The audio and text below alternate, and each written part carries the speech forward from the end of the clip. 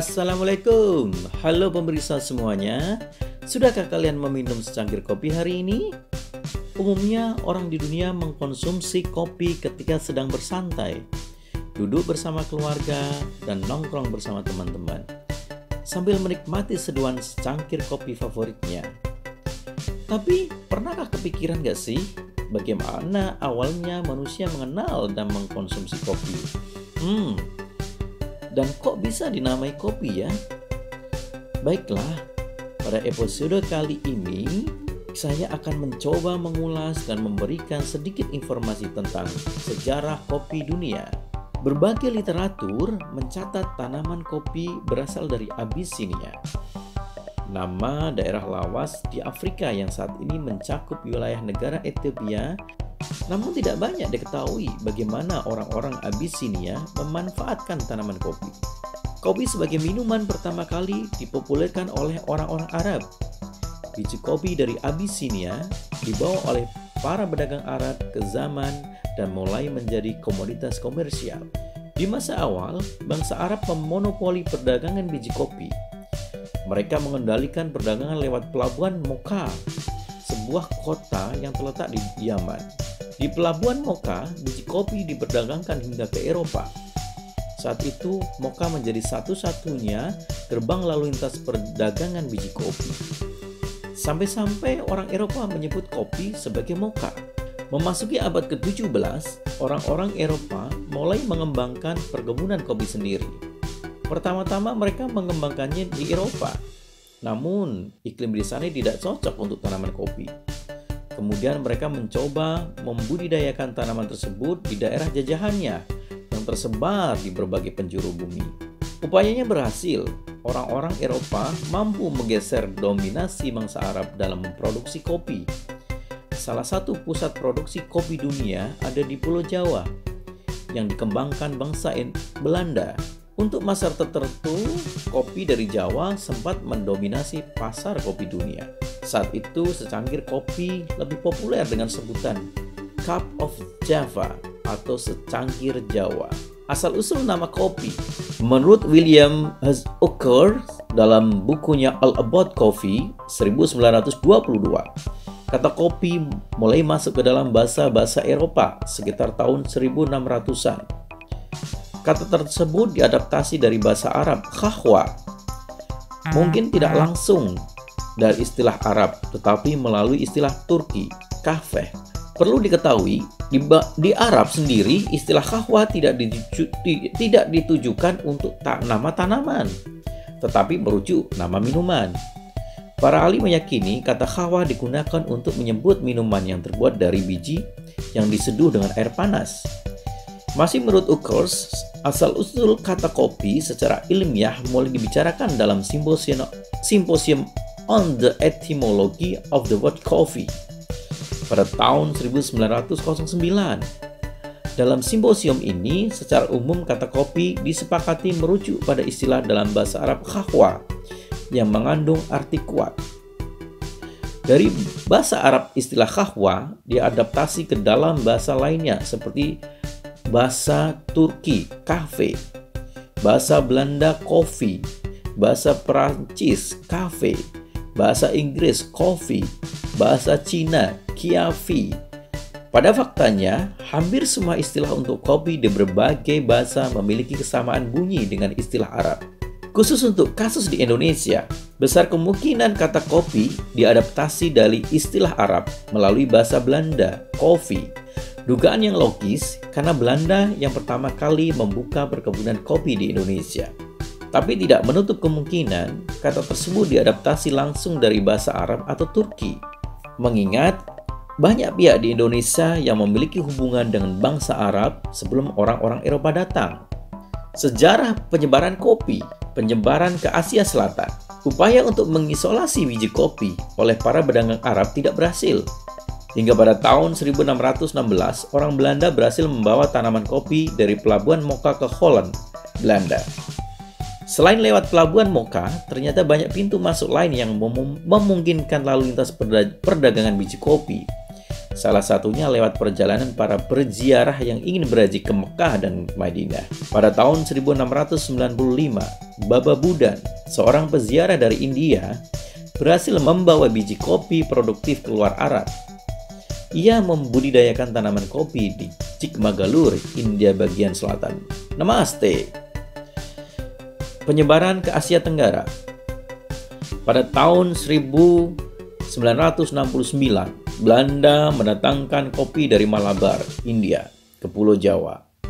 Tanaman kopi tersebut berasal dari biji yang dibawa dari Yaman ke Malabar. Tanaman kopi yang tersebut ditanam di Kadawung, namun upaya ini gagal karena banjir. 3 tahun kemudian Belanda mendatangkan kembali stik kopi dari Malabar. Upaya kali ini tampaknya berhasil. Kopi tumbuh dengan baik di perkebunan-perkebunan di Pulau Jawa. Hasil produksinya menggeser dominasi kopi dari Yaman. Bahkan saat itu Belanda menjadi pengekspor kopi terbesar di dunia. Penyebaran ke Amerika dan kepulauan sekitarnya. Kopi didatangkan ke wilayah Amerika dan kepulauan di sekitarnya lewat 2 pintu. Dimulai pada tahun 1706 ketika Belanda membawa tanaman kopi dari Jawa ke kebun raya di Amsterdam. Dari Amsterdam, tanaman kopi dibawa ke Suriname. Sebagian lain diberikan sebagai hadiah kepada Raja Louis ke-14 di Perancis. Pada tahun 1720, tanaman kopi dari Paris dibawa untuk ditanam di koloni Perancis di Kepulauan Karibia. Kisah perjalanan tanaman kopi sangat populer. Diceritakan sebuah pohon kopi yang dibawa dengan kapal Prancis bisa tetap hidup karena disirami dengan air minum milik petugas pembawanya. Semua tanaman kopi yang berasal dari sumber di Amsterdam ini dikenal dengan kultivar Typica. Jalan lain tanaman kopi masuk ke Amerika lewat Pulau Bourbon, sekarang La Réunion.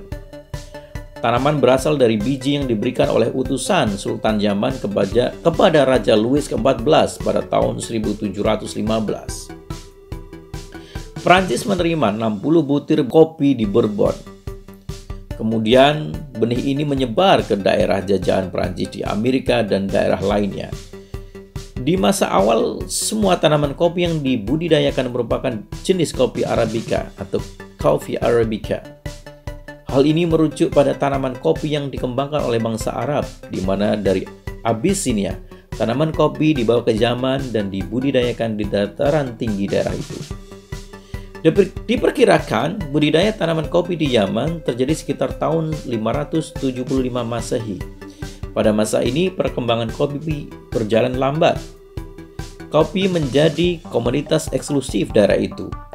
Biji kopi hanya diperdagangkan ke luar Arab lewat pelabuhan Mocha di Yaman.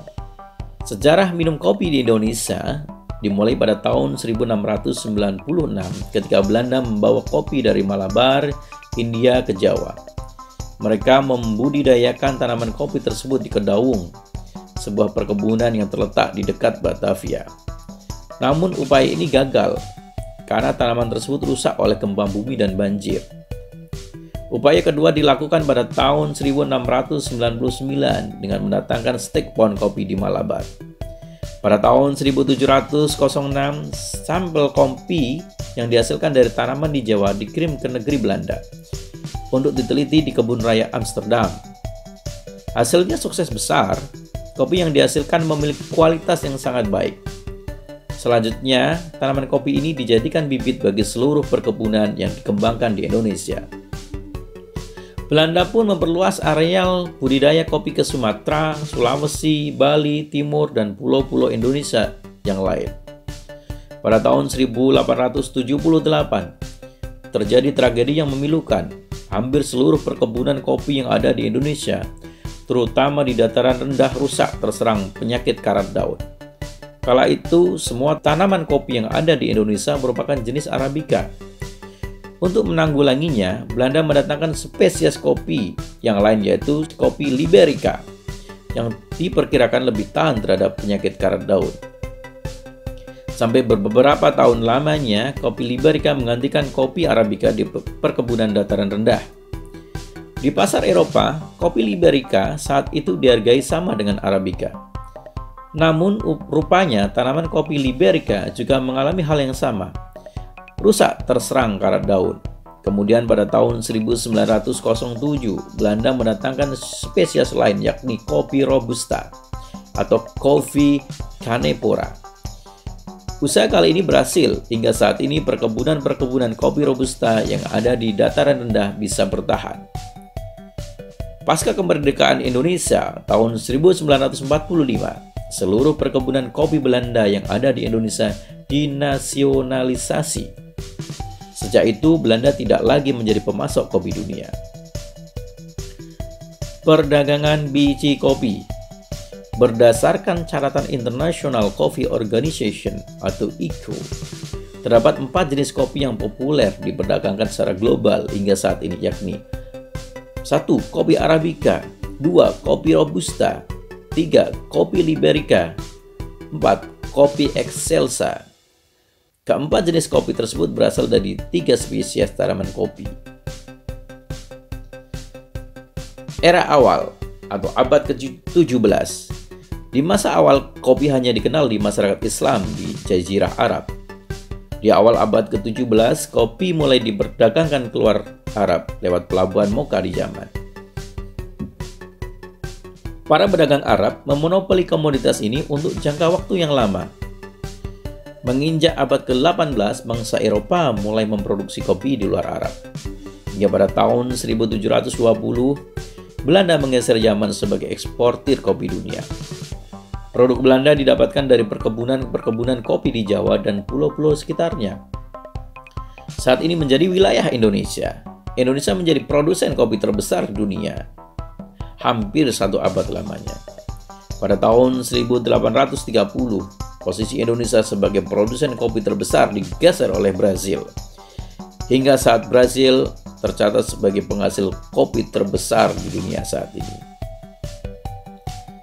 Era modern, awal abad ke-20.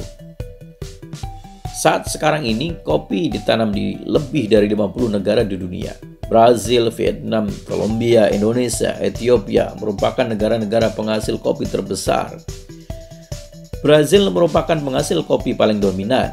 Jumlah produksi kopi Brasil sekitar 1/3 dari total produksi kopi dunia.